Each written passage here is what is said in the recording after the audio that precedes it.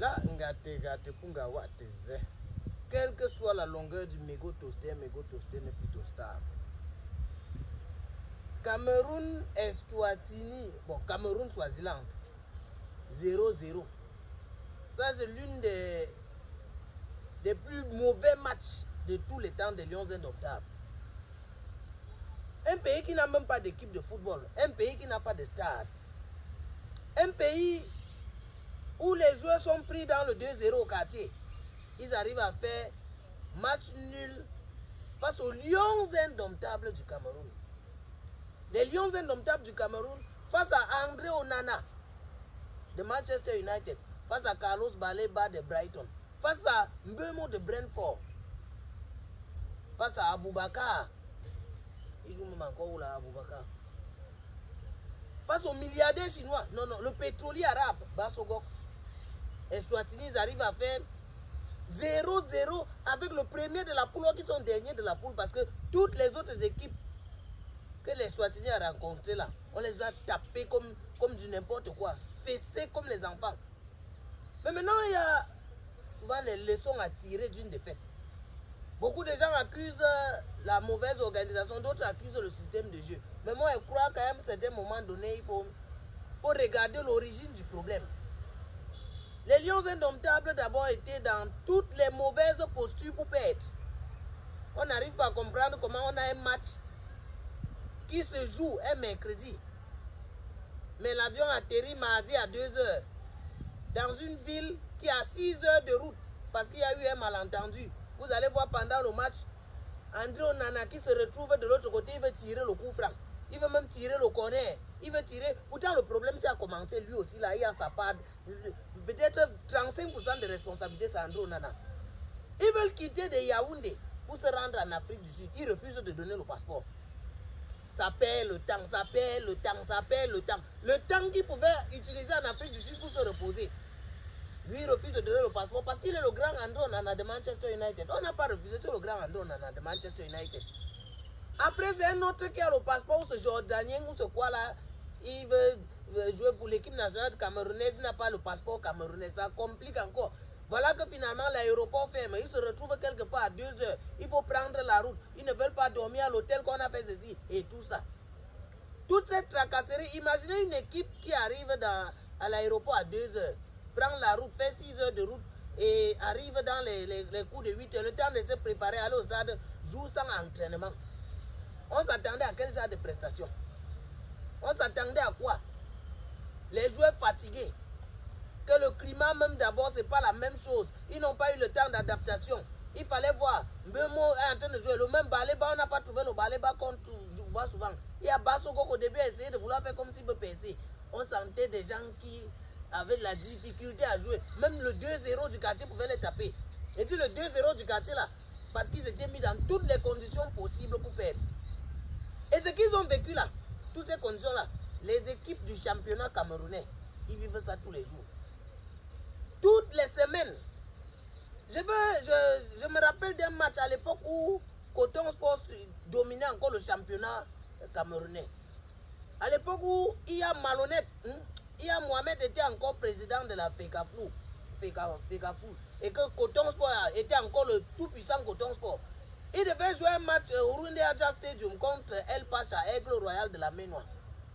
Les joueurs de l'Aigle Royal de la Ménois sont quittés, je crois, c'était un mercredi ou un jeudi soir, comme ça là, de la ville de Tchang pour rejoindre Garoua en voiture. Parce qu'ils n'avaient pas les moyens pour payer les avions comme les joueurs de Coton Sport de Garoua font souvent.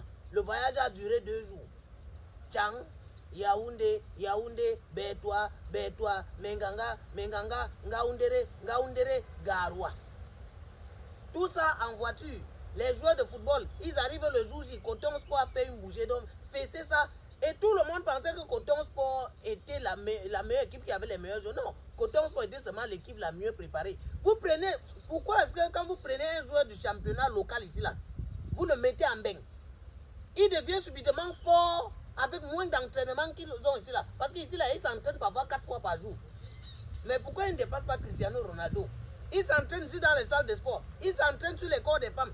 Ils s'entraînent dans les stades. Ils s'entraînent partout.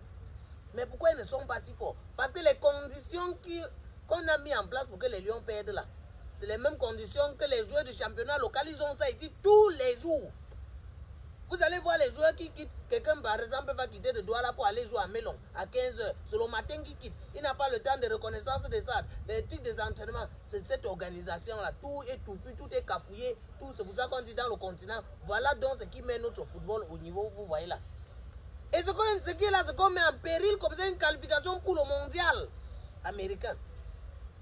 C'est un mondial. C'est comme ça la qualification pour la Coupe du Monde. Le Cameroun essaie d'être premier. Mais il y a la Libye qui chasse la première place là. Et peut-être son match qui va se jouer juste après pour le Cameroun là. S'il gagne ça, il prend la première place. En attendant jouer son match à Yaoundé. On comprend donc pourquoi Marc Brice veut chaque fois jouer ses matchs à Yaoundé. Peut-être il a enterré les PS goals là-bas. On ne comprend pas. Une équipe, je ne sais pas comment ça se passe. Où le coach chante l'hymne national, le coach est dans son coin à part parce qu'il a son ami congolais qui veut à tout prix qu'il soit à côté de lui. L'autre staff est de ce côté-là, la FECAFOU, le ministère. Pourtant, on les a vus lors du Ballon d'Or. Se faire des déclarations d'amour. Oh, mon papa, tout ça, Ballon d'Or camerounais, je précise bien. Et tout ça. Mais sur le terrain, on constate que non, c'est toujours une guerre des rusés. Ils sont en train de faire la bataille des rusés. La bataille des rusés. Et maintenant, tout ça, c'est avec nos émotions qu'on joue.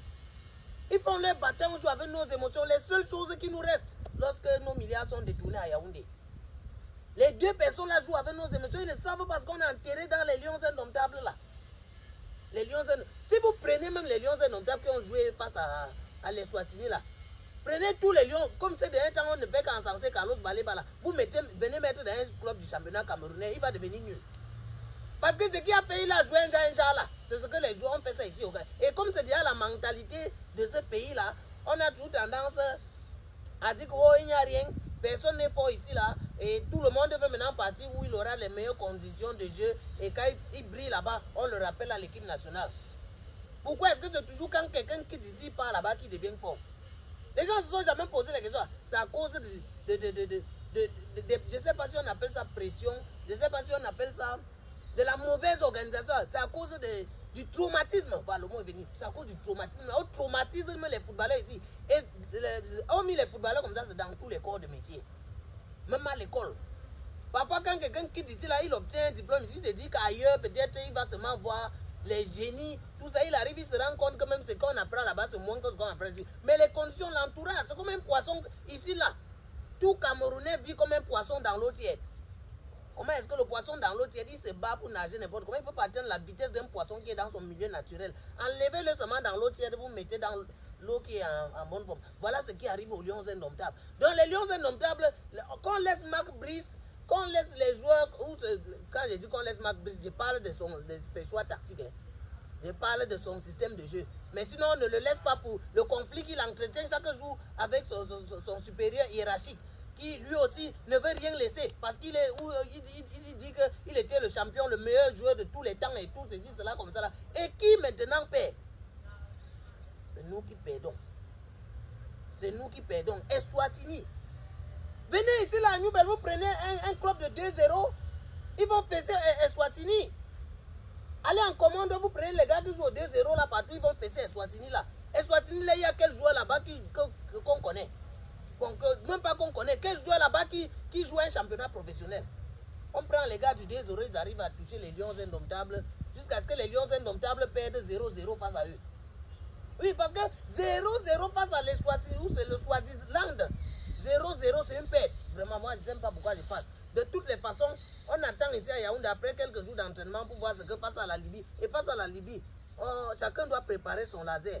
Parce que rappelez-vous au match aller quand Olivier Ncham avait le penalty, voulait tirer, quand on a commis la faute sur lui là. On a fait 2-2 parce qu'ils avaient les lasers sur les joueurs, les yeux des joueurs. Ils avaient les lasers. Et pour rappel, Rigobert Song a perdu son premier match avec la Centrafrique 4-1.